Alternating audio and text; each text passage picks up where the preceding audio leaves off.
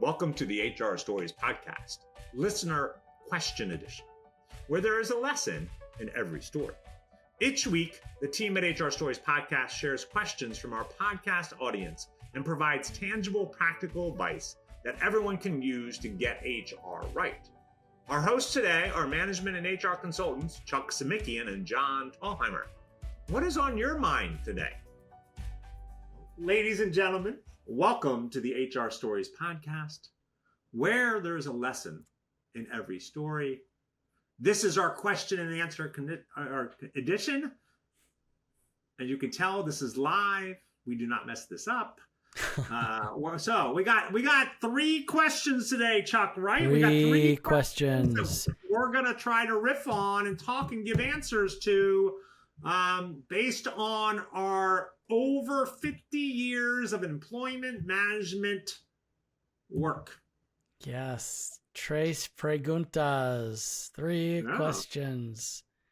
All right. Well, let's start. I thought this was a quick one, and it was kind of fun. First of all, folks, if you haven't been to the Team of One, HR Team of One, it's our Facebook page, HR Team of One. We've got over 3,500 people on that.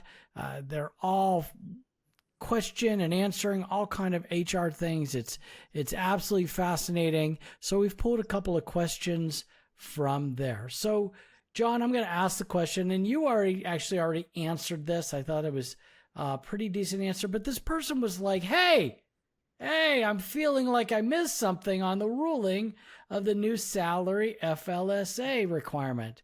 Is the Department of Labor rule officially in effect for the new salary threshold for January 1st, 2025?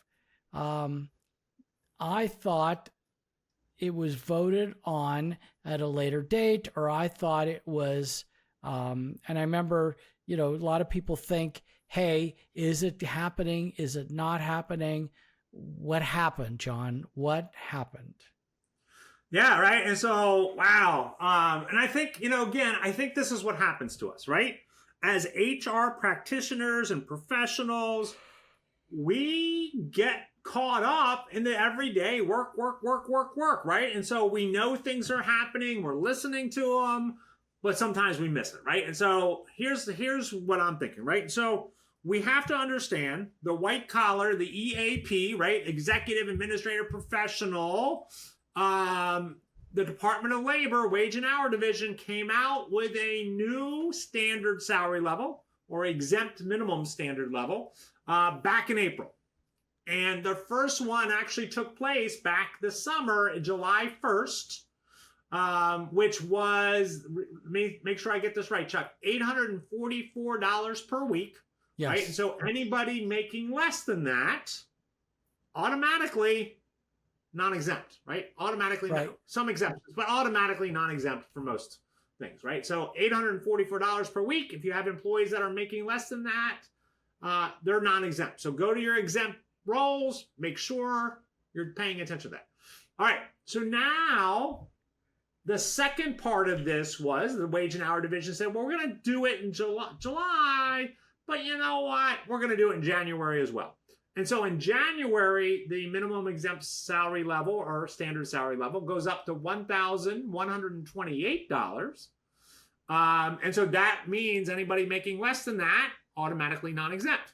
Yeah, $58,656. And that is just for the administrative and executive levels, areas. And professional. Oh, professional, sure. Yeah. And so here's the thing, right? And here's the story behind the story. There are numerous organizations that are suing the federal government, the Department of Labor and the Wage and Hour Division, saying you don't have the authority to make those changes. Mm-hmm. You don't have the authority to do those changes. Now, I'm not sure, and I know where it's coming from, right? I can get into the legal aspects, but part of me is like, well, they've been doing that ever since they came into ever since the FLSA has come into things. They've been setting that standard exempt level, right? And so it's going to be interesting how this plays out.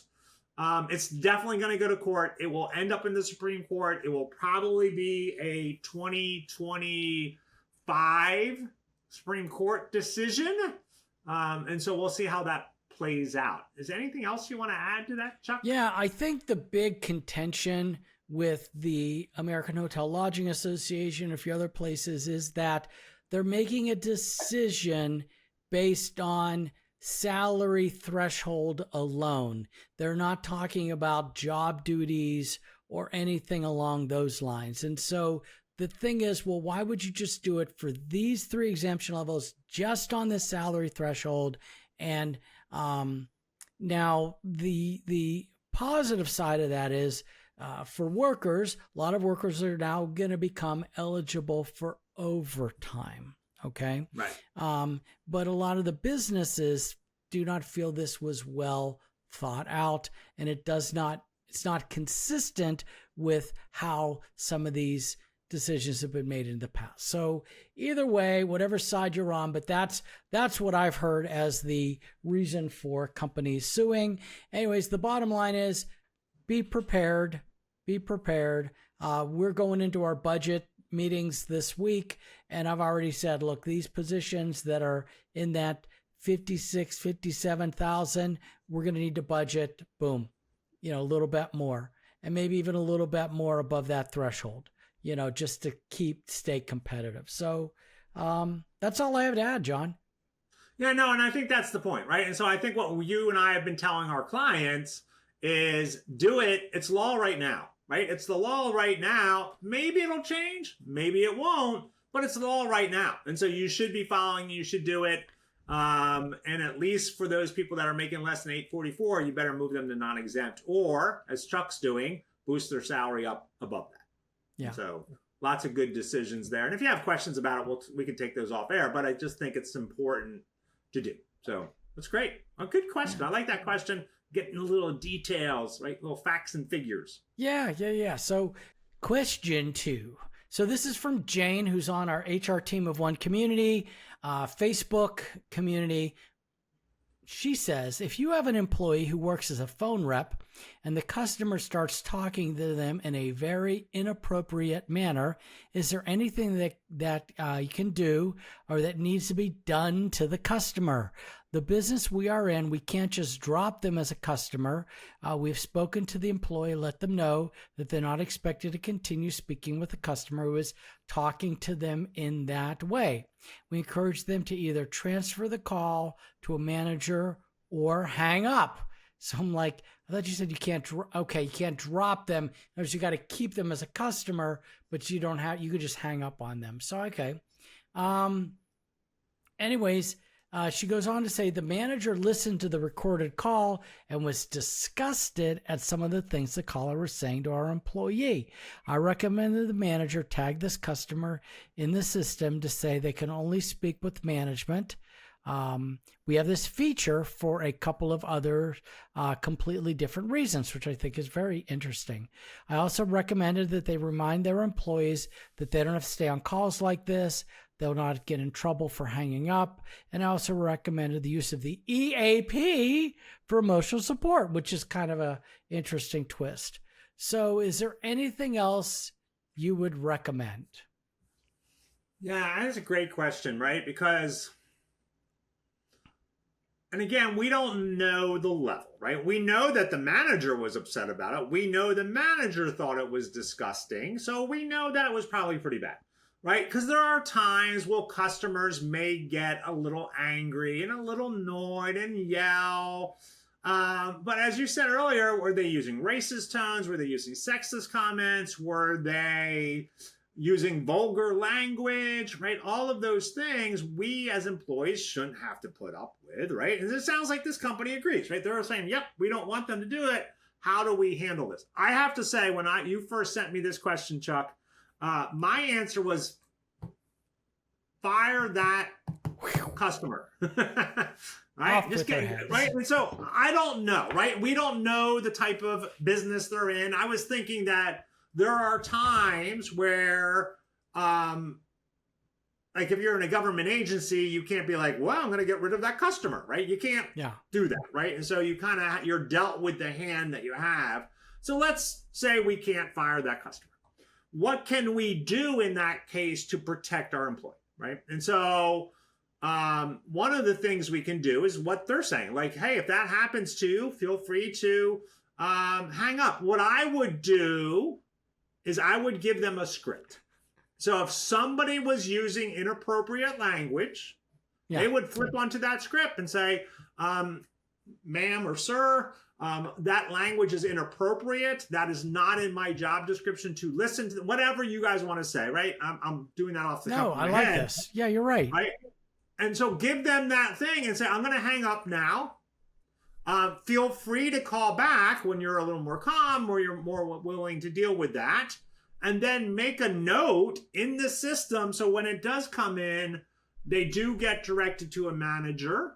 What I'm a little worried about, right? And so this is my, kind of operational hat. Are we rewarding them by sending them to a manager? Mm-hmm.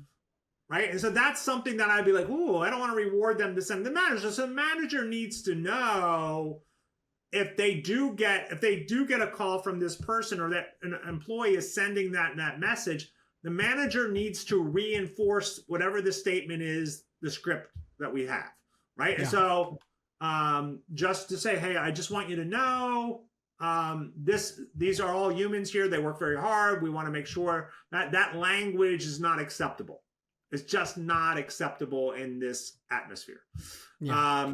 The other thing that I would do is somebody needs to reach out to the customer not off the phone, but reach out to them at a different time and have a conversation about how this does not help them, whatever they need, whatever their service they're providing does not help provide the best service.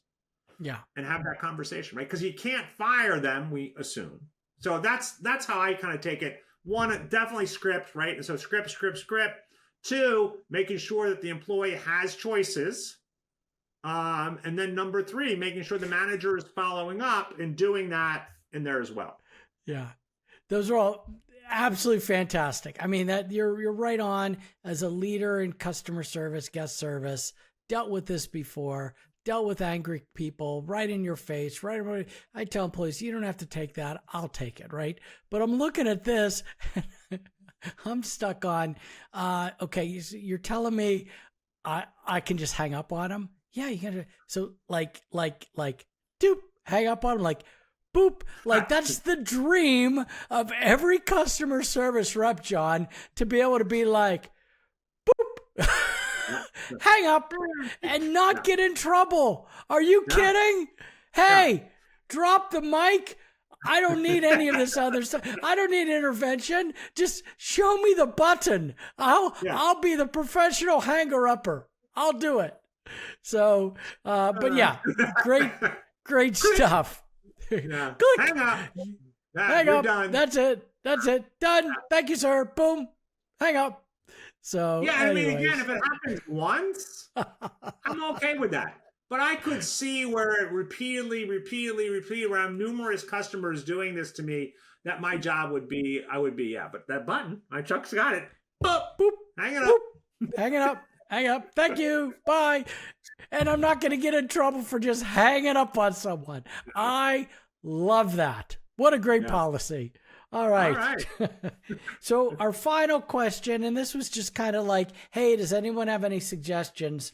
Someone says, okay, HR champions of one, what are efficient organizational strategies to maintain notes for important meetings? Do you use Zoom AI?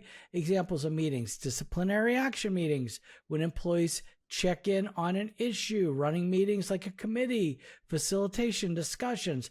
I want to take a stenographer to every meeting I go to. LOL. Laughing out loud. So, yeah.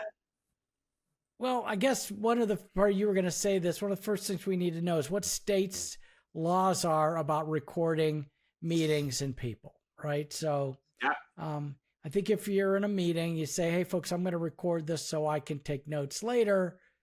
Everyone's aware of it. Boom, you're good to go. Right? Yeah, and I would be very, I would send a message out ahead of time. If I'm going to literally auto record it, I'm going to be like, hey, by the way, this meeting's going to be recorded. So everyone knows, right? Now you go on to Zoom, you go on to all these other things, right? And then you can capture it, you can record it, you can have that information. I do think, though, for some meetings that I've been in, that would harm the conversations, right? Because, oh, you're recording it. I don't want to, I might say something. So I'm going to be very careful with what I say. So you may not get it, especially with some of the meetings. Now, if the purpose is to make sure that I remember what happened in the meeting, I'm thinking that, so let's kind of pick on some of these things. Like a disciplinary meeting, I'm going to bring somebody in and they're going to be my witness and note taker. Because I want to be able to have the conversation and not be like, oh, you said that. Okay, I said this. Okay, right? And going back and forth and doing that, right? And I want somebody like, they're going to take notes. They're here as a witness. That's something for you. That's something for me. Boom. For other like staff meetings, I'm not taking notes. I mean, I'm taking notes, but I'm not having somebody come in and do that. I'm going to have my notes that we're going to talk about, and then I'm going to write up right afterwards. I'm going to be like, okay, this is what we talked about, blah, blah, blah, blah, blah, and get that.